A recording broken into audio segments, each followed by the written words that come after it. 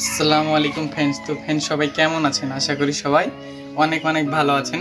তো ফ্রেন্ডস আজকের ভিডিওতে আপনাদেরকে দেখিয়ে দেবো টি শার্টের ওপরে কিন্তু ফেসবুক প্রোফাইল স্ক্রিনশট এডিটিং আপনারা কীভাবে করবেন আপনাদেরকে আমি স্টেপ বাই স্টেপ দেখিয়ে দেবো বা বুঝিয়ে দেবো। আমার স্ক্রিনের মধ্যে যে ফটোটা দেখতে পাচ্ছেন সেম এরকমভাবে আপনারা যদি ফটো এডিটিং করতে চান তাহলে আপনাদেরকে দুইটি জিনিস প্রয়োজন হবে।